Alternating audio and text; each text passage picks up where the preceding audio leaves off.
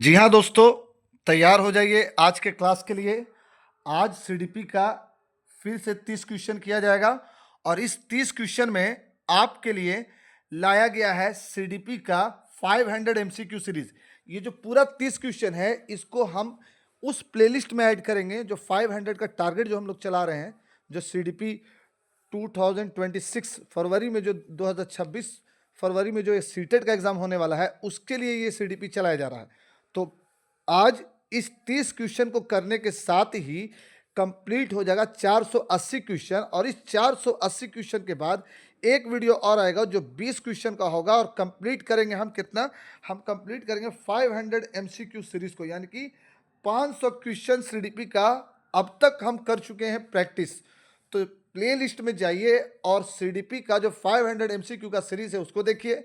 अगर आप वो नहीं कर सकते हैं तो यूट्यूब पर सर्च मारिए 500 सीडीपी 500 एमसीक्यू सीरीज बाय सार एकेडमी, यूट्यूब पर आ जाएगा और उसको जाकर के देखिए। तो स्टार्ट करते हैं आज का पहला क्वेश्चन। आप सभी से एक छोटा सा रिक्वेस्ट है कि आप क्वेश्चन का आंसर कमेंट सेक्शन में कमेंट जरूर कीजिएगा और हम उसका रिप्लाई करेंगे या रिप्लाई करने की पूरी पूरी कोशिश करेंगे। पिछले क्लास में नगमा जी ने कमेंट किया था कि सर आप जो क्वेश्चन पढ़ रहे हैं उसको आप अंडरलाइन किया कीजिए, तो इस बार पूरा विशेष ध्यान रखा जाएगा कि हम आपके क्वेश्चन पढ़ते वक्त ऐसा पढ़ें जिसमें आपको समझ में आए।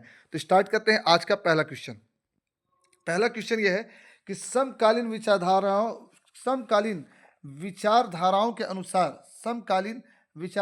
के अनुसार बाल विकास की प्रक्रिया क्या है। सभी बच्चों के लिए एक समान है और सभी बच्चे एक निश्चित आयु तक आते आते विशिष्ट निर्धारित लक्ष्य अवश्य प्राप्त कर लेते हैं। बहुआयामी है क्योंकि बच्चे विभिन्न प्रकार के संदर्भों में पलते बढ़ते हैं। का पूर्वानुमान बिल्कुल नहीं लगाया जा सकता, यद्यपि विकास के लिए एक दिशात्मक होता है। विकास एक दिशात्मक होता है, विकास एक दिशाई नहीं होता है बल्कि बहुदिशाई होता है। तो सी वाला तो तुरंत काट सकते हैं आप। सिर्फ माता पिता से प्राप्त अनुवांशिक गुणों द्वारा ही निर्धारित होता है। अनुवांशिक और वातावरण दोनों इसमें इन्वॉल्व होता है। तो कमेंट कीजिए पहला का आंसर। सी और डी हम काट दिए। लीजिए अब ए और बी में बताइए जल्दी। देखिए, सभी बच्चों के लिए एक समान और सभी बच्चे एक निश्चित आयु तक आते आते विशिष्ट निर्धारित लक्ष्य अवश्य प्राप्त कर लेते हैं। निश्चित आयु आते आते जरूरी नहीं है कि जो लक्ष्य उनको दिया गया है वो प्राप्त ही कर लें। और सबसे पहली बात कि सभी बच्चों के लिए एक समान नहीं होता है विकास सभी बच्चों के लिए अलग अलग तरीके से होता है। तो हम ये बात नहीं कह सकते हैं कि सभी बच्चों के लिए विकास जो है एक समान होता है। सभी बच्चों के लिए विकास एक समान नहीं होता। तो ए भी कट गया, सी भी कट गया, डी भी कट गया, बी सही। चलिए थोड़ा जल्दी जल्दी करेंगे क्योंकि वीडियो लंबा नहीं हो और प्रैक्टिस ज़्यादा से ज़्यादा हो। और प्लीज़ छोटा सा रिक्वेस्ट आप सभी से है कि जितना हो सके वीडियो को शेयर कीजिए, पूरे प्लेलिस्ट को शेयर कीजिए। और अगर आप वीडियो देख चुके हैं तो लाइक ज़रूर कीजिए, क्योंकि जब आप लाइक कीजिएगा तो रिकमेंडेशन ज़्यादा जाएगा। और अगर आप नए व्यूअर हैं तो हमारे चैनल को सब्सक्राइब कर लीजिए ताकि सीटेट 2026 में होने वाले सीटेट को आसानी से पास करवाया जा सके। और हम गारंटी देते हैं कि हमारा जो सीरीज़ है वो आपके सीटेट के एग्ज़ाम को आसान कर देगा, सीटेट के डर को निकाल देगा। तो चलिए स्टार्ट करते हैं। दूसरा क्वेश्चन, विकास के बारे में। विकास खाली जगह के सिद्धांत विकास का खाली जगह सिद्धांत बताता है कि गामक कौशलों का विकास शरीर के मध्य से आरंभ होकर के शरीर के सिरों की ओर बढ़ता है। देखिए क्या बोला कि सेंटर टू हेड, शरीर के सेंटर से स्टार्ट होता है। कोई भी डेवलपमेंट शरीर के सेंटर से स्टार्ट हुआ और उसके बाद यही डेवलपमेंट जो है ऊपर की तरफ गया और उसके बाद फिर यही डेवलपमेंट जो है आपको हेड टू चला गया। तो टो टू हेड जो है वो विकास कौन सा, ई टो है, ई टो हुआ ना, तो यहां से ऊपर की तरफ विकास जा रहा है। ऐसा विकास क्या कहलाएगा? विकास का खाली जगह सिद्धांत, यह सिद्धांत क्या कहलाएगा? पैर से सर की ओर होने वाला विकास का सिद्धांत क्या कहलाएगा? वो सिद्धांत जिसमें विकास पैर से नीचे से ऊपर की ओर दिखाया गया हो, यह क्या कहलाएगा? घुमावदार बिल्कुल नहीं, विशिष्ट बिल्कुल नहीं। ठीक है, अब बताइए अधोगामी और शीर्षोगामी में दोनों में आंसर बताइए। अधोगामी और शीर्षगामी में दोनों में आंसर बताइए। टू का अधोगामी और शीर्षगामी क्या होगा? यही दोनों होगा, ये भी जान लीजिए, इससे आगे बिल्कुल नहीं होगा। लेकिन अधोगामी और शीर्षगामी में अंतर बताइए, ई क्या होगा?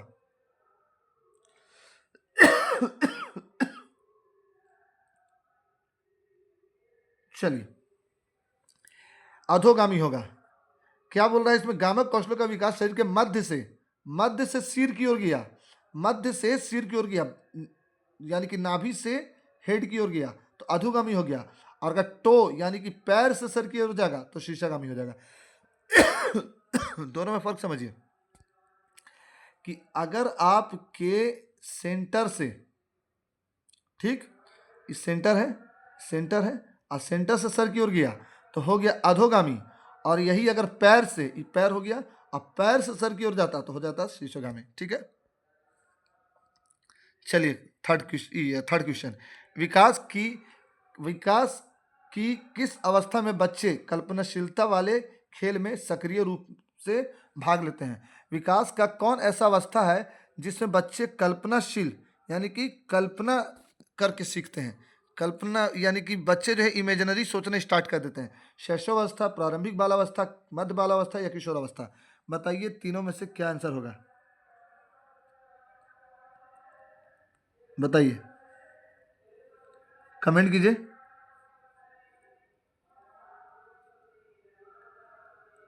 बताइए। चलिए, शैशवावस्था होगा नहीं, ठीक है, मध्य बाल अवस्था होगा नहीं, किशोर अवस्था में तो कभी भी कल्पना के करके नहीं खेलते हैं या सीखते हैं। प्रारंभिक बाल अवस्था होगा। प्रारंभिक बाल अवस्था कहाँ से कब तक होता है? 2 से 6 वर्ष तक का अवस्था जो होता है वो प्रारंभिक बाल अवस्था होता है। इस बाल अवस्था में बच्चे ज़्यादातर किससे खेलना पसंद करते हैं? गुड्डे गुड़िया से खेलना पसंद करते हैं। और वो इमेजिन करते हैं कि गुड्डा जो है वो दूल्हा बनेगा, गुड़िया जो है वो दुल्हन बनेगी। और इधर से एक बाराती गुड्डे की तरफ से रहेंगे, एक बाराती गुड़िया की तरफ से रहेंगे, और गुड्डा अपना बारात ले जाएगा और गुड़िया का शादी गुड्डे से हो जाएगा। ऐसा इमेजिन करते हैं। या फिर एक डिब्बा ले लेगा, एक डिब्बा ले लेगा, एक ऐसा डिब्बा ले लेगा। अब इसको ये क्या मान लेगा? इसको मान लेगा गाड़ी। इसी डिब्बे में क्या कर लेगा? चक्का लगा देगा 2 जगह, एक जगह यहाँ चक्का लगा दिया, एक जगह यहाँ चक्का लगा दिया। अब यहाँ पर क्या करेगा? यहाँ पर एक ड्राइवर को बैठा देगा और इसको स्टीयरिंग बना देगा, इसको मान लेगा गाड़ी। तो डिब्बे को गाड़ी बना के खेलना स्टार्ट कर देता है। तो ये सारी अवस्था जो है प्रारंभिक बाल अवस्था में ऐसा हरकत करता है। तो यहाँ पर आंसर हो जाएगा प्रारंभिक बाल अवस्था। कल्पनाशीलता प्रारंभिक बाल अवस्था से स्टार्ट हो जाती है, किशोर अवस्था बिल्कुल नहीं होगा। निम्नलिखित में से कौन सी बच्चों के समाजीकरण की द्वितीय संस्थाएं हैं? देखिए, कल ही हम बताए थे, कल के क्लास में हम बता चुके हैं कि प्राथमिक में परिवार, द्वितीय में विद्यालय, तृतीय में मीडिया और बाकी सब चीज़ आगे की तरफ जाएगा। तो क्या बोल रहा है? निम्नलिखित में से कौन सी बच्चों के समाजीकरण की द्वितीय संस्था है? तो परिवार तो पहले कर दीजिए, तो 1 जिसमें है उस सब जगह कर दीजिए। 1 यहाँ भी नहीं होगा, 1 है यहाँ, यहाँ भी नहीं होगा, द्वितीय पूछ रहा है, ठीक है। 1 यहाँ है, यहाँ भी नहीं होगा। तो मीडिया, धार्मिक संस्थाएं और विद्यालय सब द्वितीय है, तो सी हो जाएगा। हम बताएं ना आपको नॉलेज के लिए नहीं पढ़ना है। आपने नॉलेज के लिए बीएड में और डीएलएड में पढ़ लिया, थ्योरी के लिए बीएड और डीएलएड में पढ़ लिया। अब आपको पढ़ना है एग्ज़ाम क्रैक करने के लिए और अच्छा से अच्छा मार्क्स स्कोर करने के लिए। क्योंकि जो मेन एग्ज़ाम जब होगा तो उसमें आप एलिजिबल हो सको बैठने के। जैसे अभी TRE 4 बिहार में नहीं आया है, TRE 4 मोस्ट प्रोबेबली जो है आपके सीटेट के एग्ज़ाम के बाद ही आएगा। क्योंकि अभी बहुत सारा काम बाकी है और सरकार तो बन गई है, तो थोड़ा सा टाइम डिले होगा ही। तो मार्च अप्रैल तक अगर TRE 4 आता है तो अगर आप फरवरी में सीटेट क्रैक कर लेते हो तो TRE 4 में अपीयर हो जाओगे। तो आपको इसलिए पढ़ना है ताकि आपका एग्जाम निकले, इसलिए नहीं पढ़ना है कि नॉलेज मिले। तो इस एग्जाम निकालने के अगर पॉइंट ऑफ व्यू से आप पढ़िएगा तो पहले काटना स्टार्ट कीजिए। तो हमने क्या बताया कि परिवार तो प्राथमिक है, तो जहाँ जहाँ 1 है वहाँ वहाँ काट दीजिए। 1 यहाँ भी है, इसको काट दीजिए, यहाँ है इसको काट दीजिए, यहाँ है इसको काट दीजिए, सी सही हो जाएगा। ठीक है, नेक्स्ट क्वेश्चन। मीडिया, धार्मिक संस्थाएं और विद्यालय तीनों है द्वितीयक। थर्ड, थर्ड नहीं, अब फोर्थ क्वेश्चन हो गया ही। हाँ, फोर्थ हो जाएगा, ठीक है। फोर्थ भी नहीं, फिफ्थ हो जाएगा ये। चलिए ठीक है। रुचि को 3 पेंसिलें दिखाई जाती है। वह देखती है कि पेंसिल खा से बड़ी है, पेंसिल गा से बड़ी है। जब रुचि यह निष्कर्ष निकालती है कि का गा से बड़ी है तो वह जिन पियाजे के किस संज्ञानात्मक विकास की विशेषता को दर्शाती है? चलिए बताइए। चलिए देखिए, आप पेंसिल के बारे में समझ लीजिए। रुचि को 3 पेंसिल दिखाया गया, एक पेंसिल, चलिए का क्या बोल रहा है? का पेंसिल खा से बड़ी है, का जो है पेंसिल खा से बड़ी है, और खा पेंसिल गा से बड़ी है। ठीक, खा जो है पेंसिल गा से बड़ी है, खा पेंसिल का से बड़ी है, पेंसिल का से बड़ी खा, चलो ठीक है इसको बड़ा कर दे रहे हैं, और पेंसिल खा पेंसिल गा से बड़ी है, 3 पेंसिल दिखती है, पेंसिल का पेंसिल खा से बड़ी है, खा से बड़ी गा। चलिए फिर से देखते हैं, खा से बड़ी गा, तो खा बीच में बना देते हैं, इससे बड़ी खा, पेंसिल खा से बड़ी है का, पेंसिल का पेंसिल खा से बड़ी है, का हो गया, और उसके बाद खास पेंसिल गा से बड़ी है, ठीक है, और खा जो है पेंसिल गा से बड़ी है, तो गा जो हो जाएगा वो छोटा हो जाएगा, ऐसे हो गया, ठीक है। तो यहाँ पर सब तीनों का नाम दे देते हैं, का खा गा, उल्टा चला है, थोड़ा घुमा के दे दिया है। तो बोल रहा है कि का जो है वो जो का जो पेंसिल है, ये जो का पेंसिल है वो खा से बड़ी है, तो खा से तो बड़ी का है ही, और खा जो है वो गा से बड़ी है, तो गा से बड़ा तो खा है ही। तो इसमें जो ये जो अनुमान लगा रही है रुचि, वो अनुमान लगाना जिन पियाजे के अनुसार किस विशेषता को दर्शाता है, यानी कि रुचि के अंदर कौन सी विशेषता जिन पियाजे के अनुसार आ गई है, क्रमबद्धता, संरक्षण, सकर्मक अनुमान या परिकल्पना आधारित निगमनात्मक तर्क। चलिए अब सही का लगाते हैं, ठीक। देखिए सकर्मक अनुमान होगा, क्योंकि रुचि को अनुमान लगाने आ गया है कि कौन किससे बड़ा होगा, तो इसमें सही आंसर क्या हो जाएगा, सही आंसर हो जाएगा सकर्मक अनुमान। चलिए नेक्स्ट क्वेश्चन, ठीक है। नहीं समझ में आएगा तो आप कमेंट सेक्शन में कमेंट कर दीजिएगा, क्वेश्चन के साथ अगले क्लास में क्लियर किया जाएगा। जिन पियाजे के संज्ञानात्मक विकास के सिद्धांत के अनुसार मूर्त संक्रियात्मक चरण में बालक निम्न में से क्या कर पाने के योग्य होता है। अब मूर्त और अमूर्त समझिए, देखिए मूर्त, ये तो मूर्त हो गया, और इधर समझ लीजिए अमूर्त, अगर अमूर्त रहेगा तो क्या कीजिएगा, समझिए किसी भी चीज को जिसको हम पकड़ सकें, जिसको उठा सकें, जिसको देख सकें, सब मूर्त है, यानी कि कंक्रीट है। कंक्रीट मतलब कि जो सामने हो, जो इमेजिनरी नहीं हो, जैसे कि रखा हुआ एक डस्टर, ये मूर्त है, ठीक है। लेकिन हम सोच रहे हैं कि कल हम ब्लैक शर्ट पहनेंगे तो कैसे लगेंगे, तो ये अमूर्त है। तो कह रहा है कि जिन पियाजे के अनुसार, मतलब सोच विचार या इमेजिन किया हुआ, तो या फिर जैसे बच्चे लोग सोचते हैं रात में परी आएगी एक चॉकलेट देगी, ये अमूर्त है। लेकिन सामने कोई उड़ता हुआ पंछी दिख गया, ये मूर्त है। तो जिन पियाजे के संज्ञानात्मक विकास के सिद्धांत के अनुसार मूर्त संक्रियात्मक चरण में बालक निम्नलिखित में से क्या कर पाने के योग्य होता है, परिवर्तन, परिकल्पना आधारित निगमनात्मक तार्किक चिंतन, अमूर्त चिंतन या प्रतिज्ञप्ति चिंतन। चलिए क्वेश्चन को कुछ नहीं कर सकते हैं तो काटना स्टार्ट कीजिए, ठीक। अमूर्त चिंतन क्यों करेगा, मूर्त संक्रियात्मक अवस्था में है, तो ऐसे ही काट दीजिए, सी तो कट गया। चलिए उसके बाद क्या, परिकल्पना आधारित तर्क इसमें करेगा ही नहीं, क्योंकि मूर्त स्थिति में, तो परिकल्पना क्यों लगाएगा, तो यहाँ पर बी भी कट गया। अब बचा ए और डी, प्रतिज्ञाप्ति चिंतन, प्रतिज्ञाप्ति चिंतन नहीं होगा, परिवर्तन होगा, प्रतिवर्तन होगा, हाँ परिवर्तन होता है मूर्त में, ठीक है। तो फर्स्ट आंसर सही हो जाएगा आपका क्वेश्चन नंबर 6 का। चलिए 7, निम्नलिखित में से कौन सा चरण लॉरेंस कोलबर्ग ने कौन सा सिद्धांत दिया है, नैतिकता का सिद्धांत दिया है। तो निम्नलिखित में से कौन सा चरण लॉरेंस कोलबर्ग द्वारा दिए गए नैतिक विकास के सिद्धांत में शामिल नहीं है। अब देखो जब भी नहीं रहेगा एकदम कान खड़ा कर लो, दिमाग खड़ा कर लो, नहीं है। कौन सा सिद्धांत लॉरेंस कोलबर्ग के नैतिक विकास के सिद्धांत में शामिल नहीं है, पारंपरिक चरण, अपारंपरिक चरण, उत्तर पारंपरिक चरण, पूर्व पारंपरिक चरण बताइए, बताइए क्या हो सकता है, लॉरेंस कोलबर्ग के सिद्धांत में शामिल नहीं है।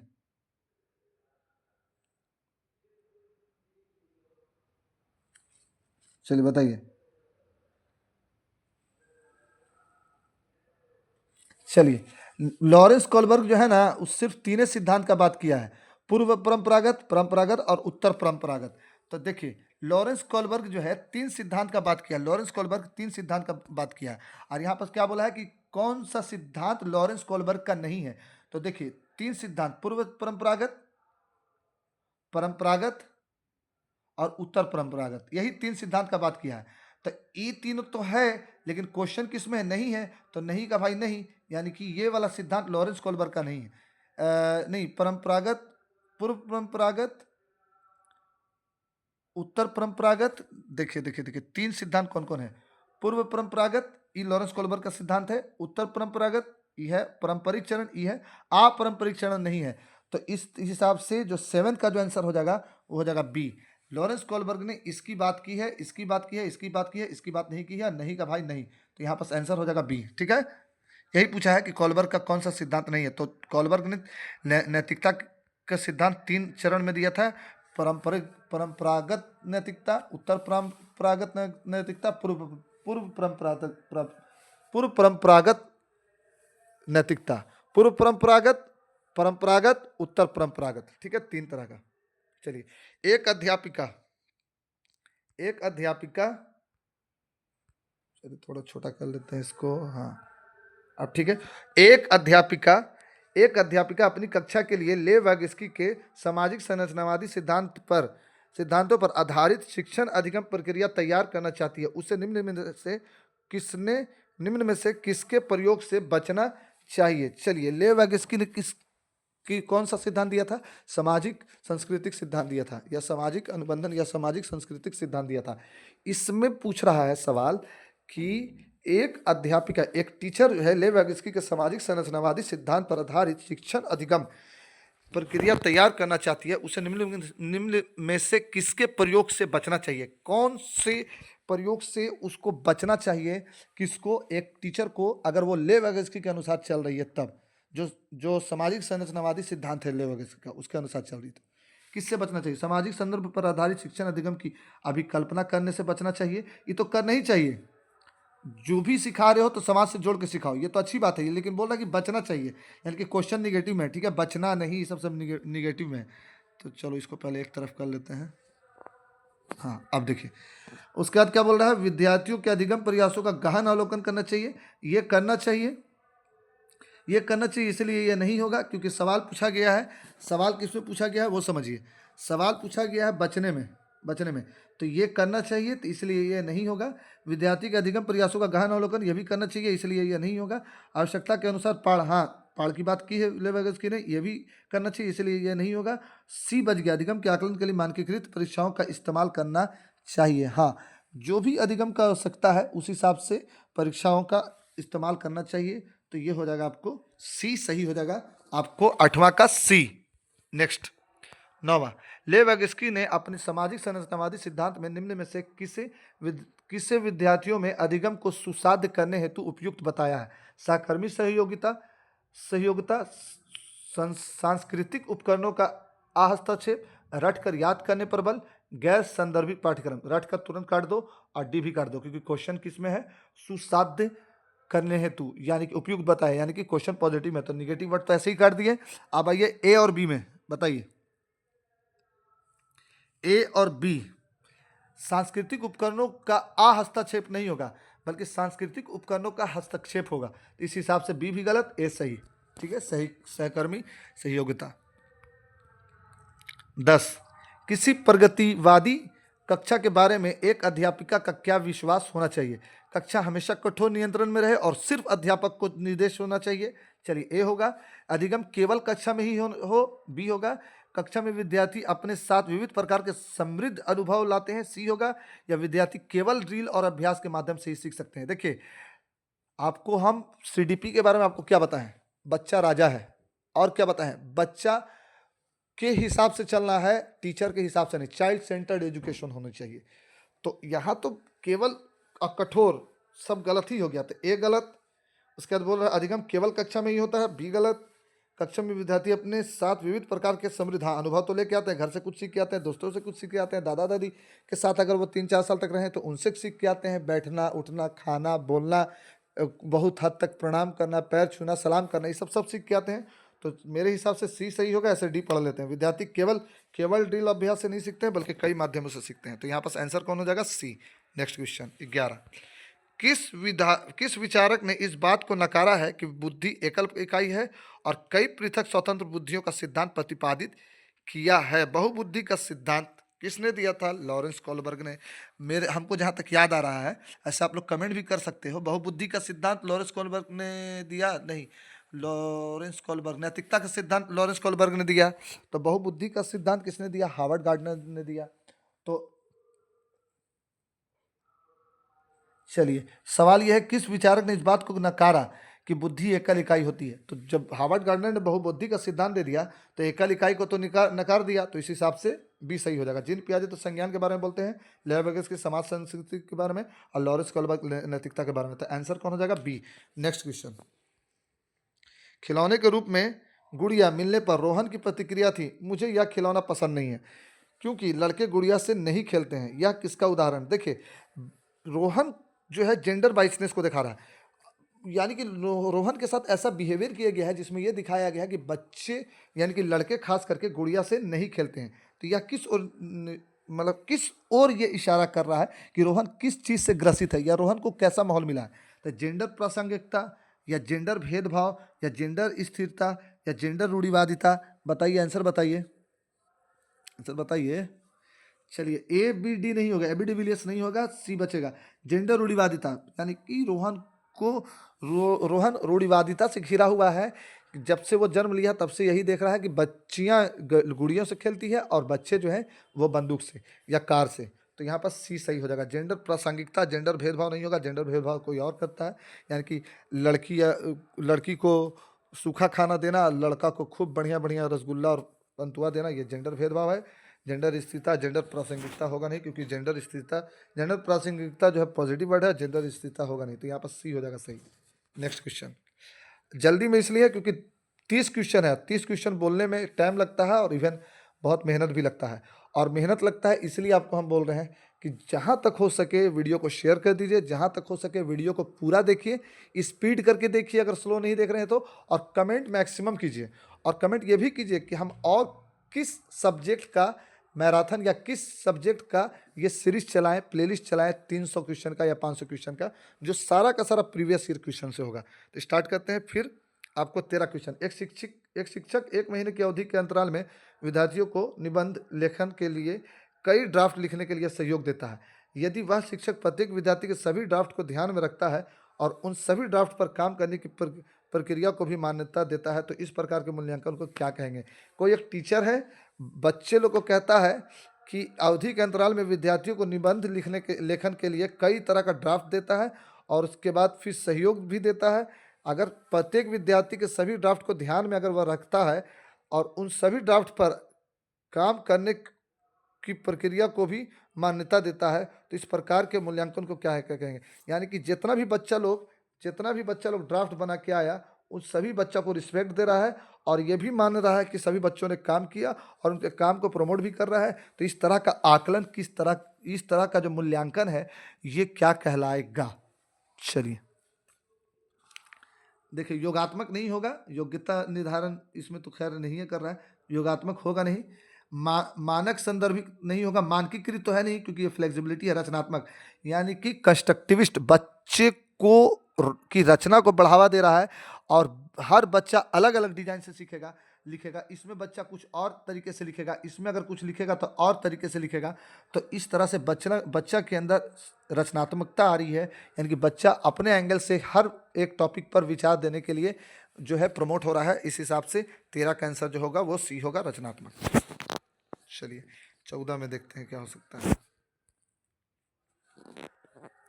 14 का आंसर ठीक, एक बहुभाषी कक्षा में शिक्षक को वार्तालाप के लिए मातृभाषा के उपयोग को निहतोत्साहित करना चाहिए। देखिए, हतोत्साहित नहीं होता है, न निहतोत्साहित होता है, बल्कि उत्साहित होता है। तो पहला में ही निगेटिव वर्ड मिल गया, लेकिन आगे पढ़ते हैं।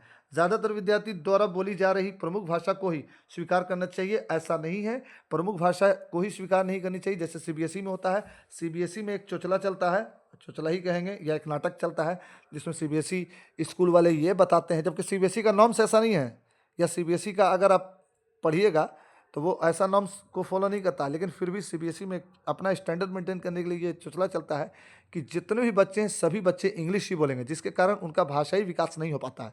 तो हतोत्साहित नहीं करना चाहिए, प्रोत्साहित करना चाहिए। ज़्यादातर विद्यार्थियों के द्वारा बोली जा रही प्रमुख भाषा को ही स्वीकार करना चाहिए। ज़्यादातर विद्यार्थी के द्वारा बोले जाने वाली प्रमुख भाषाओं को ही स्वीकार करना चाहिए, ऐसा नहीं, बल्कि कई तरह के भाषाओं को स्वीकार करना। भाषाओं की विविधता के बारे में जागरूकता लानी चाहिए, भाषाओं के विविधता के बारे में जागरूकता लानी चाहिए। और विद्यार्थियों को पसंद अनुसार भाषा के इस्तेमाल की अनुमति देनी चाहिए। ये सही हो सकता है क्योंकि इसमें विद्यार्थी अपने हिसाब से भाषा बोल सकता है। और एक लक्ष्यांक भाषा, एक ऐसा नहीं कि अंग्रेजी को छोड़कर अन्य भाषाओं के उपयोग की उपेक्षा नहीं, बल्कि सभी भाषाओं का सम्मान देना चाहिए। ए बी डी कट गया, इसमें भी सी सही हो गया। चलिए नेक्स्ट आंसर, नेक्स्ट क्वेश्चन। इसमें सही सी इसलिए हुआ क्योंकि भाषाई विविधता को आपको प्रमोट करना है, यही बोलता है भाषा। जब हम लोग सीडीपी पढ़ेंगे ना, हिंदी सीडीपी, उसमें समझ लेंगे। राष्ट्रीय शिक्षा नीति 2020 के अनुसार शिक्षा को केवल पूर्व निर्धारित विषय वस्तु पर केंद्रित होना चाहिए, समस्या समाधान पर केंद्रित होना चाहिए, अधिगमकर्ताओं में समालोचनात्मक चिंतन का विकास करना चाहिए, या अन्वेषण निर्धारित और खोज आधारित होना चाहिए। देखिए, पहला तो ऐसे ही काट दीजिए, केवल पूर्व निर्धारित विषय वस्तु पर केंद्रित होना चाहिए। तो जहाँ जहाँ पहला उसको काट दीजिए, ए काट दीजिए, बी काट दीजिए। अब बचा 2, 3, 4 में हम लोग देखते हैं कि क्या हो सकता है। यहाँ भी 2, 3, 4 है, यहाँ भी 2, 3, 4 है। मेरे हिसाब से सी और डी दोनों होना चाहिए। और इसमें कंप्यूटर इधर थोड़ा सा है, कंप्यूटर इधर इसमें जो है क्वेश्चन बनाने वाले का थोड़ा सा है। तो चलिए सी ही लगा देते हैं, क्योंकि दोनों में 2, 3, 4 है। आप डी भी लगा रहे हैं तो सही है, ठीक है। तो 2, 3, 4 ही होगा, ऑप्शन सही से पढ़ लीजिएगा, ठीक है। ऐसा जब भी ऑप्शन वाला क्वेश्चन आए तो सबसे पहले कोई एक काटिए जिसपे आप पूरे कंफर्म है कि वो कटेगा। तो एक कट गया तो एक जहां उसको काट दीजिए, एक जहां वहां काट दीजिए। आप दोनों में से कंपेयर कर लीजिए। अगर यहाँ खाली 3, 4 रहता तो और ध्यान से पढ़ते, नहीं है दोनों में सेम है तो दोनों सही है, क्योंकि ऑप्शन ही ऐसा बनाया गया। ऐसे सी होता, यहाँ पर कुछ और होता, ठीक है। समझ गए बात। चलिए नेक्स्ट। पाठ्यक्रम को जल्दी पूरा करने के लिए एक शिक्षिका हमेशा अपनी पसंद के ही कुछ बच्चों से उत्तर पूछ लेती है। शिक्षिका द्वारा किया गया यह कार्य, देखिए ऐसा हम लोग के पास भी होता था। हम लोग जब पढ़ते थे ना, तो कुछ बच्चे ऐसे थे, हम लोग तो एक एवरेज स्टूडेंट रह चुके हैं, तो कुछ बच्चे ऐसे थे जो बहुत ज़्यादा तेज थे, या फिर ट्यूशन में एक दिन पहले पढ़ के आ जाते थे। तो अब वहाँ पर क्या होता था कि इसी बच्चे को टीचर जो है खड़ा कर देता है, स्टैंड अप खड़ा कर दिया, अब इसी से सवाल पूछे। अब आगे के 3-4 बच्चों से सवाल पूछे, और पूछने के बाद सारे बच्चे को कहे कि देखो हम लोग ये सिलेबस कंप्लीट कर चुके हैं, अब चैप्टर सेकंड निकालो। अब बाकी अगर 30 बच्चे हैं तो उसमें से 5-6 बच्चों ने जवाब दिया, 25 बच्चों को छोड़ करके एक एवरेज लेकर के टीचर आगे बढ़ गया। ये अच्छे टीचर की पहचान नहीं है। अच्छे टीचर की पहचान ये है कि कम से कम 90% को टारगेट करे, और 90% बच्चे के दिमाग में कोई भी सिलेबस, कोई भी टॉपिक को इंटर करवा दे। तो ऐसा होता है कि शिक्षिका हमेशा अपनी पसंद के ही कुछ बच्चों से उत्तर पूछ लेती है, और शिक्षक द्वारा किया गया यह कार्य क्या कहलाएगा? पाठ्यक्रम पूरा करने हेतु न्यायोचित, यानी कि पाठ्यक्रम पूरा करने के लिए ये सही कदम है। यह दर्शाता है कि शिक्षिका में अपनी कक्षा के श्रेष्ठ बच्चों की पहचानने का अच्छा कौशल है। यह इंडिकेट करता है कि शिक्षिका के अंदर ये एक स्किल है जिससे वो अपने क्लासरूम में पहचान लेती है कि कौन बच्चा पढ़ने में तेज है, विद्यार्थियों को समान अवसर की उपलब्धता से वंचित करता है। हाँ, ये हो सकता है, क्योंकि ये अच्छा बात नहीं है, ये पॉजिटिव बात नहीं है, ठीक है। तो ए और बी तो काट दो। सभी विद्यार्थी के समान सम्मिलित को सुनिश्चित नहीं, सभी सम्मिलित हुआ कहाँ? 5 बच्चे को आप पूछे, 25 को छोड़ दिए, तो डी भी कट गया, सी आंसर सही होगा। नेक्स्ट। गुणज वैकल्य से जूझते छात्रों में समावेशन हेतु निम्नलिखित में से क्या महत्वपूर्ण है? कार्य पूरा करने के लिए सख्त समय बाध्यताएं निश्चित करना, विद्यार्थी को दृश्य आधारित परिकलन कैलकुलेटर और गणित संबंधी परियोजनाएं उपलब्ध करवाना, पाठ्यांश में मौजूद प्रसंगोचित जानकारी को निष्पत्र ढकने या निष्पत्र मतलब ढकने करने के लिए अतिरिक्त जोड़ देना, या विद्यार्थी को अधिगम के आकलन के लिए मानकीकृत तरीकाओं का इस्तेमाल करना। चलिए 17 का आंसर दीजिए भाई लोग, आप लोग दोस्तों 17 का आंसर दीजिए, और हमें सपोर्ट करते रहिए। वीडियो को लाइक कर दीजिए, दोस्तों के साथ शेयर कर दीजिए, चैनल को सब्सक्राइब कर दीजिए, और हमें मोटिवेशन देते रहिए ताकि हम आपके लिए अच्छा से अच्छा कंटेंट लाएं, और आपका जो भी हो सके आपका जो रिजल्ट है अच्छा करवा सके। चलिए देखते हैं। एक कट गया, पाठ्यांश में मौजूद प्रासंगिक जानकारी को निष्पत्र ढकना नहीं है, सी भी कट गया। विद्यार्थी को अधिगम के आकलन के लिए मानकीकृत नहीं बल्कि फ्लेक्सिबल होगा, डी कट गया। अब सबसे अच्छा जो है इसमें यही है, बी सही होगा। विद्यार्थी को दृश्य आधारित परिकल्पना कैलकुलेटर और गणित संबंधी परियोजनाएं उपलब्ध करना चाहिए। अब यहाँ पर कैलकुलेटर मतलब वो मत समझ लीजिएगा, जो वो नहीं समझना आपको, जो आप लोग कैलकुलेटर जानते हैं ये वाला, इस कैलकुलेटर को मत समझिएगा कि ये जो कैलकुलेटर होता है, नहीं। इसमें बोल रहा है कि विद्यार्थी के हिसाब से परिकलन और गणित संबंधित परियोजना, यानी कि ऐसा प्रेजेंटेशन देना है जिसमें बच्चे सीख सकें। जैसे अबाकस लकड़ी का ले आए, उससे सिखा दीजिएगा, और कुछ टीएलएम ले आइएगा, टीचिंग लर्निंग मटेरियल, उससे सिखा दीजिएगा। कोई रंगीन ये कोई रंगीन डाइस लें उससे सिखा दीजिएगा। इस तरह का कैलकुलेशन सिखाना, परिकलन आधारित कैलकुलेटर सिखाना, ठीक है। वो कैलकुलेटर नहीं कि जो ये रहता है यहाँ टाइप कर दिया, वो वाला नहीं। अलग अलग स्केल मतलब स्किल हुआ, ठीक है। गणित संबंधित कैलकुलेटर के बारे में सिखाना। चलिए नेक्स्ट, कितना क्वेश्चन था? 17 था। 18, क्वेश्चन नंबर 18, एक दृष्टिबाधित वाले विद्यार्थी के लिए निम्न में से कौन सी सामग्री लाभदायक नहीं है? नहीं है, है नहीं, नहीं। तो इसमें नहीं है दिया हुआ है, तो कोई एक ठो नहीं हो वाला होगा और बाकी 3 ठो होगा। तो छोटे अक्षरों वाली पुस्तकें, स्पर्शिक ग्लोब तो है ही, लाभदायक है, तो जो लाभदायक है वो इसका आंसर नहीं होगा क्योंकि क्वेश्चन में नहीं है। तो यहाँ ए गलत हो गया। दृष्ट पट पठन सॉफ्टवेयर, हाँ, दृष्ट पट पठन सॉफ्टवेयर क्या हो गया? ऐसा सॉफ्टवेयर जिसको वो ऐसे से छू छू छू छू के पढ़ सके। तो यहाँ पर सी भी नहीं है, सी भी होगा तो इसलिए नहीं है, नहीं होगा तो होगा, तो जो होगा वो नहीं लगाना है, जो नहीं होगा वही लगाना है। ब्रेल लिपि वाली पुस्तकें, हाँ ये भी होगा, ब्रेल लिपि से तो पढ़ा नहीं है, लुइस ब्रेल ने इसका इन्वेंट किया था, छः बिंदु पर होता था। हाँ, ब्रेल लिपि के बारे में समझ लीजिए, ब्रेल लिपि 1 2 3 4 5 6 पर बिंदु पर आधारित होती है और उसी से वो पढ़ते हैं। बाकी लुइस ब्रेल ने इसको इन्वेंट किया और उस कहानी जो है जब हम लोग कंटेंट पढ़ेंगे तो पढ़ेंगे। अभी क्या है? अभी है आपका एमसीक्यू, तो बी होगा। छोटे अक्षरों वाली पुस्तकें नहीं देनी है वैसे बच्चों को जो दृष्टिबाधित है, और क्वेश्चन यही पूछा गया था कि क्या नहीं देना है, ठीक है। तो 18 का आंसर हो गया बी। चलिए 19 में कथन, भाषा शिक्षण के दौरान एक अध्यापिका को लिखित सामग्री के साथ साथ श्रवण पुस्तकें भी उपलब्ध करानी चाहिए। जब आप लैंग्वेज लर्निंग कर रहे हैं तो एक टीचर को रिटेन के साथ साथ सुनने वाला भी टीएलएम रखना है। प्रस्तुतिकरण के विविध विकल्प विभिन्न अधिगमकर्ताओं की ज़रूरतों को पूरा कर पाते हैं, जैसे कि पठन विकारों से जूझते विद्यार्थी। इन दोनों में से स्टेटमेंट कौन सा सही है? इन दोनों स्टेटमेंट में से कौन सा स्टेटमेंट सही है? कमेंट करो और कमेंट करके हमको बताओ। आप सभी व्यूअर, आप सभी लर्नर जो आप तैयारी कर रहे हैं, आप सभी लोग 21 का आंसर दीजिए। 21 का आंसर दीजिए। 21 का प्लीज आंसर दीजिए आप लोग। 21 का क्या होगा? चलिए क्वेश्चन हम बताएं। चलिए हम ही बताते हैं क्या होगा। ये दोनों ऑप्शन पढ़ लिए। क्या ए सही है? ए और दो दोनों सही है। ए और आर दोनों सही है और आर ए की सही व्याख्या करता है, ये होगा। या ए और आर दोनों सही है लेकिन आर ए की सही व्याख्या नहीं करता है। आर जो है वो ए से रिलेटेड बिल्कुल नहीं है, तो ये काट ही दीजिए। ए सही है लेकिन आर गलत है, नहीं, सही तो दोनों है, तो ये है। लेकिन यहाँ पास डी भी नहीं होगा, यहाँ पास आंसर हो जाएगा ए, ठीक है। ए और आर दोनों सही है, ए और आर दोनों सही है, लेकिन आर जो है ए की सही व्याख्या करता है, ठीक है। नहीं करता है नहीं, तो बी सी डी नहीं होगा। स्टेटमेंट वाला थोड़ा धीरे से पढ़िएगा आप लोग, जल्दी जल्दी नहीं। चलिए, किसी संप्रदाय को पढ़ाने के लिए 22 का क्वेश्चन, एक अध्यापिका विभिन्न उदाहरण प्रस्तुत करती है और उसके बाद विद्यार्थी को उन उदाहरण द्वारा एकत्रित जानकारी के आधार पर नियम निर्धारित करने के लिए कहती है। इस क्रिया में अध्यापिका किस अधिगम का इस्तेमाल कर रही है? सुनिए, पहले उदाहरण दी, फिर नियम बनाई। पहले क्या दी? पहले दी उदाहरण और फिर क्या बना दी? नियम। तो उदाहरण से नियम की ओर, तो देखिए दो ठो स्किल्स है, नियम से उदाहरण की हो जाएगा।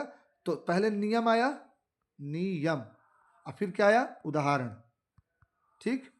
तो नियम से उदाहरण की ओर जाएगा, तो ना से नियम और ना से निगनात्मक, ठीक ना। ना से नियम, ना से नियम, और नियम से किधर गया? उदाहरण की ओर। तो ना से नियम और ना से निगमनात्मक, तो नियम से उदाहरण की हो जाएगा तो निगमनात्मक, और उदाहरण से नियम की ओर आएगा तो हो जाएगा आगमनात्मक। तो यहाँ पर बी आंसर सही हो जाएगा, ठीक है। नियम से उदाहरण निगमनात्मक, उदाहरण से नियम की ओर तो आगमनात्मक। चलिए 23, कक्षा नियमन में विद्यार्थी की सहकारिता हेतु एक अध्यापक को क्या करना चाहिए? स्वयं ही कठोर और अटल नियमों का निर्धारण, विद्यार्थियों के दुर्व्यवहार के बारे में अभिभावक से बार बार शिकायत करना। एक अच्छे टीचर का ये बिहेवियर नहीं है कि वो बार बार शिकायत करे, तो इसलिए ये नहीं होगा। ये भी नहीं होगा क्योंकि इसमें कठोर आ गया। मापदंडों का पालन न करने पर विद्यार्थी की भर्त्सना, यानी कि विद्यार्थी को पनिशमेंट करना, ऐसा कुछ नहीं है। मापदंडों और नियमों स्थापित करते समय विद्यार्थी की संभागिता, चलो डी तो कुछ सही लग रहा है, लेकिन इसमें सी और डी में थोड़ा सा कन्फ्यूज़न हो सकता है। 23 का जो आंसर है, लेकिन हम ए और बी पहले काट देते हैं। सी फिर से पढ़ते हैं। मापदंडों का पालन ना करने पर विद्यार्थियों की मत भत्सना, यानी कि विद्यार्थी को पनिश करना। नहीं, सी नहीं होगा यहाँ पास। मोस्ट प्रोबेबली डी सही होगा। डी से अगर कोई अच्छा ऑप्शन सही होता तो उसको सही लगाते हैं, लेकिन यहाँ पास जो है वो डी सही होगा। 24 का वह विकल्प चुनिए जो उन संदर्भों का सही चुनाव करता है जिनमें बच्चों के लिए अधिगम हो पाता है। खेल कूद, घर या कक्षा कक्ष। कहाँ कहाँ बच्चा सीखता है? कहाँ कहाँ बच्चा सीखता है? बच्चा हर जगह सीखता है। घर में भी सीखता है, खेल कूद में भी सीखता है, और क्लासरूम में तो बच्चा कुछ ना कुछ सीखता ही रहता है। तो यहाँ पास तीनों आंसर सही हो जाएगा। सी, ये एकदम इजी सवाल था, इसमें कोई बड़ा मैटर नहीं है। चलिए 24 का सी। 25 थोड़ा सा ही धुंधला बन गया पीडीएफ, लेकिन पढ़ेंगे। निम्नलिखित में से कौन सी तकनीक छात्रों की समस्या समाधान कौशलों के विकास हेतु प्रभावशाली नहीं है? मुद्दों पर चर्चा को सुसाध करना और छात्रों को चर्चा में भाग लेने के लिए प्रोत्साहित करना। यहाँ पास वर्ड आ गया प्रोत्साहित, और क्वेश्चन पूछा गया नहीं में, तो नहीं में पूछा गया है तो हतोत्साहित होना चाहिए, तो एक कर दिए। समस्या को हल करने के लिए छात्रों को विचार मंथन एवं विचार उत्पन्न करने के लिए प्रोत्साहित, यहाँ पर भी प्रोत्साहित आ गया, तो यहाँ पर भी बी काट दीजिए। समस्या का समाधान खोजने के लिए छात्रों को विविध प्रकार की शिक्षण सामग्री प्रदान करना, ये भी कुछ पॉजिटिव है, तो काट दीजिए। बच गया डी। हर समस्या के लिए एक ही जैसी पूर्व निर्धारित चरण नहीं, बल्कि अलग अलग चरण, तो यहाँ पर डी सही होगा। 25, 26 निम्नलिखित में से कौन सा एक संरचनावादी कक्षा का अभिलक्षण है? अधिगम प्रक्रिया में अधिगमकर्ता निष्क्रिय होते हैं। पाठ्यपुस्तक को यंत्रवत याद करने पर आधारित अत्यधिक महत्व दिया जाता है। कक्षा में बच्चों को प्रश्न पूछने के लिए प्रोत्साहित नहीं करना चाहिए, बल्कि प्रोत्साहित करना चाहिए। और कक्षा कक्ष में बच्चों के पिछले अनुभव का उपयोग कर नए ज्ञान की रचना के लिए करना चाहिए। देखिए, आप क्या पढ़ रहे हो? आप पढ़ रहे हो सीडीपी। सीडीपी में जब क्वेश्चन पॉजिटिव में पूछेगा तो ऑप्शन 3 तो निगेटिव रहेगा, तो निगेटिव ऑप्शन को काटिए। ये भी निगेटिव है, ये भी निगेटिव है, ये भी निगेटिव है, ठीक है। निष्क्रिय निगेटिव वर्ड है, और यंत्रवत याद भी निगेटिव वर्ड है, और प्रोत्साहित नहीं यहाँ पास आ गया, ये भी निगेटिव वर्ड है। आंसर हो जाएगा डी। तो यहाँ पास 26 का आंसर क्या हो गया? 26 का आंसर हो गया डी। चलिए नेक्स्ट। निम्न में से कौन सी विचारधारा बच्चों के अधिगम में अवरोधक है? त्रुटियां अधिगम की प्रक्रिया का ही एक हिस्सा है। चलिए, त्रुटियां अधिगम के प्रक्रिया का ही एक हिस्सा है। अधिगमकर्ताओं के लिए त्रुटियां करना एक लज्जानात्मक कार्य है। त्रुटियां अधिगमकर्ताओं की संकलनात्मक समझ में अंतरालों की जानकारी देती है। यह अधिगमकर्ताओं को डांट के भय के बिना त्रुटियां करने के लिए मौका मिलना चाहिए। निम्नलिखित में से कौन सी विचारधारा बच्चों के अधिगम में अवरोधक है? बताइए, 27 का क्या होगा आंसर? बताइए। यहाँ पर क्या बोल रहा है? अवरोधक। अवरोधक मतलब रुकावट। तो त्रुटियां तो अगर हम पढ़ रहे हैं, मान लिया कि हम आज सीटेट का एग्ज़ाम दे रहे हैं, आज सीटेट के एग्ज़ाम में गए, एमसीक्यू आया, ठीक, ओएमआर आया, और उसके बाद हमको ओएमआर भरना है, तो ज़रूरी थोड़ी है कि 150 में 150 हम सही करके आ जाएंगे। हो सकता है कि हम 50 मेरा गलत हो जाए, 100 हो जाए, या 40 गलत हो जाए, 110 आ जाए। तो त्रुटियाँ तो जो सीखेगा उसी से ना गलती होगी, तो लर्निंग का तो एक पार्ट से ही है त्रुटि। तो जब जब गलती लर्निंग का एक पार्ट्स है, तो उस हिसाब से ए नहीं होगा, तो ए को काट दीजिए। सी, त्रुटियां अधिगमकर्ताओं की परिकल्पना समझ में अंतरालों की जानकारी देती है, ये भी सही है, यानी कि अवरोधक पूछा निगेटिव, तो ये पॉजिटिव है, ये भी पॉजिटिव है। बी सही होगा, निगेटिव का भाई निगेटिव, तो बी सही होगा, ठीक है, याद रहेगा बात। यहाँ पर बी सही हो गया, ठीक, बी सही है। नेक्स्ट। निम्नलिखित में से कौन सा बाहरी अभिप्रेरणा का एक उदाहरण है? बाहरी अभिप्रेरणा यानी कि एक्सटर्नल मोटिवेशन। इनर मोटिवेशन क्या है? आप लोग सीटेट का तैयारी कर रहे हो, सीटेट के एग्ज़ाम के लिए तैयारी कर रहे हो, ठीक, तो आपके अंदर आपके पूरे इसमें बॉडी में ये इनर मोटिवेशन है कि हमको सीटेट क्या करना है? पास कर जाना है, ठीक। आपको इसके लिए कोई चॉकलेट दे रहा है? कोई चॉकलेट दे रहा है? नहीं दे रहा है ना। आपको इसके लिए कोई एक साइकिल दिला रहा है। लेकिन एक्सटर्नल मोटिवेशन कब मिलेगा? जब आपके गार्जियन ये बोलेंगे कि अगर तुम सीटेट पास कर लोगे तो हम तुमको मर्सिडीज दिलवाएंगे, फॉर्चूनर दिलवाएंगे। तो ये हो जाएगा एक्सटर्नल मोटिवेशन, यानी कि आप पढ़ तो रहे हो, सीटेट की तैयारी तो कर रहे हो, लेकिन किसके लिए? फॉर्चूनर लेने के लिए। सीटेट पास करके सरकारी टीचर बनने के लिए नहीं, या सीटेट के बाद बीपीएससी या केवीएस में बैठने के लिए नहीं। तो एक्सटर्नल मोटिवेशन का इसमें से एग्जाम्पल कौन सा है, ये पूछा गया है। अपने अधिगम को दृढ़ करने के लिए शोध करते समय अमन विभिन्न स्रोतों की सहायता लेता है। नकद इनाम पाने हेतु रेयान परियोजनाओं के लिए विभिन्न स्रोतों की खोज करता है। सितारा अपने स्वयं संतोषण के लिए अपने से बड़ों से नियमित तौर पर प्रतिवृष्टि लेती है। अपनी व्यक्तिगत अभिरुचि एवं अपनी क्षमताओं को बढ़ाने के लिए कुलपित क्रियाकलाप का नियमित करता है। सब इनर है, लेकिन पूछा गया है कौन सी, एक्सटर्नल, इंटरनल नहीं, एक्सटर्नल पूछा गया, बाहरी अभिप्रेरणा। तो यहाँ पर ये भी इंटरनल है, कट गया कट गया कट गया, ये एक्सटर्नल है, बी सही होगा। ठीक है, इसमें बच्चा काहे पढ़ रहा है, नहीं नगद इनाम, हाँ बच्चा इनाम के लिए पढ़ रहा है, तो इनाम के लिए एक्सटर्नल मोटिवेशन है। ठीक, नेक्स्ट 29, कोविड-19 महामारी के दौरान तनाव के ने देखो नया नया क्वेश्चन आया। कोविड-19 के महामारी के दौरान तनाव ने विद्यार्थियों के प्रदर्शन को नकारात्मक रूप से प्रभावित किया। यह निम्नलिखित में से किस प्रकार के संबंध को स्पष्ट करता है? प्रतियोगिता और संज्ञान, संज्ञान और संवेग, अनुवांशिक और निष्पादन, अनुवांशिक और वातावरण। चलिए, कोविड-19 के बारे में भी एक तो सवाल आ ही गया। अच्छा, कोविड-19 के बारे में अगर सवाल आया है तो आप लोग कमेंट में बताइए कि लॉकडाउन किस डेट में लगा था, और कोविड-19 के 3 टीका का नाम बताइए। लास्ट वाले का हम बता दे रहे हैं, बूस्टर था थर्ड में, लेकिन बाकी 2 का बताइए, 2 का बताइए। 29 का आंसर, बच्चे के कॉग्निशन और इमोशन दोनों पर असर पड़ा था कोविड-19 में बच्चों के प्रदर्शन पर। तो यहाँ ए गलत, सी गलत, डी गलत, बी सही होगा। ठीक है, क्योंकि प्रदर्शन नकारात्मक हो गया था तो उनके संज्ञान, कॉग्निशन और इमोशन दोनों पर असर पड़ा था। 30 और लास्ट, 30 और लास्ट, सीडीपी कंप्लीट होने जा रहा है 480 क्वेश्चन, और बस एक वीडियो और जो कल नहीं, कल तो संडे वार्ता है। संडे वार्ता आप देखना मत भूलिएगा, संडे वार्ता, रविवार वार्ता जो है देखना मत भूलिएगा, या संडे की बातचीत देखना मत भूलिएगा। उसमें आपको डिटेल नॉलेज दिया जाएगा, सीटेट कैसे क्रैक करना है, सीटेट में क्या क्या एलिजिबिलिटी है, और सीटेट में अभी तक किस पैटर्न पर सवाल पूछा गया, और सीटेट में क्या गलती होती है जिससे आपका सीटेट नहीं निकल जाता। तो संडे वार्ता कल 8 बजे मत भूलिएगा। मंडे को क्लास चलेगा, कल संडे वार्ता है। ठीक है, अधिगम अधिक सार्थक और प्रभावशाली होता है। अधिगम अधिक सार्थक और प्रभावशाली होता है अगर वह मुख्यतः खाली जगह पर हो, शिक्षक निर्देशित, सहपाठियों द्वारा निर्देशित, पाठ्य पुस्तक निर्देशित या स्वनिर्देशित। चलिए बताइए, 30 का आंसर तो आपको बताना पड़ेगा क्योंकि लास्ट क्वेश्चन है। देखिए, बच्चा जो पूरा लर्निंग है ना, वो चाइल्ड सेंटर्ड करना है। कौन सा सेंटर्ड? Child centred. ठीक, तो यहाँ पर टीचर निर्देशित तो तुरंत कट जाएगा, तो काट दीजिए। सहपाठियों निर्देशित भी कर दीजिएगा। पाठ्य पुस्तक केंद्रित तो होना ही नहीं चाहिए, तो यहाँ पर सही क्या हो जाएगा? सही हो जाएगा आपको डी, स्वनिर्देशित। स्वनिर्देशित में यही मतलब हुआ, स्वनिर्देशित मतलब यही हुआ। स्वनिर्देशित मतलब टीचर द्वारा नहीं, मेरे द्वारा नहीं, बल्कि स्वनिर्देशित मतलब कि बच्चों द्वारा निर्देशित। जैसे हम क्लासरूम में गए, अब कभी कभी ऐसा होता भी, क्लासरूम में गए तो बच्चा बोला कि सर आज क्यूज खिला दीजिए, आज पढ़ने का मन नहीं है, तो हमको मोस्ट प्रोबेबली कोशिश करना है कि उसके बाद को एक दिन मान लें। रोज़ रोज़ होता है ऐसा नहीं, लेकिन अगर वीकली या मंथली ऐसा बोल रहा है तो मान लें, और बच्चे के निर्देशन पर ही हम पूरी क्लास को चलाएं, उस दिन क्यूज ही कर दें। तो यहाँ पर जो सही आंसर हो जाएगा वो डी हो जाएगा। तो ये था आज का 500 MCQ का सीरीज में 30 क्वेश्चन, और 30 क्वेश्चन के साथ ही 480 क्वेश्चन कंप्लीट हो गया। छोटा सा रिक्वेस्ट है, बार बार यही है कि ये जो चैनल्स है ये छोटा है, और आप इस बात को सोच करके स्किप कर देते हो कि चैनल छोटा है। तो जो चैनल्स अभी मिलियन में है वो भी कभी छोटा रहा होगा, वो भी इसी तरह से वीडियो बनाता होगा और इसी तरह से अपलोड करता होगा, वो भी लाइव इसी तरह से आता होगा और प्रैक्टिस करवाता होगा।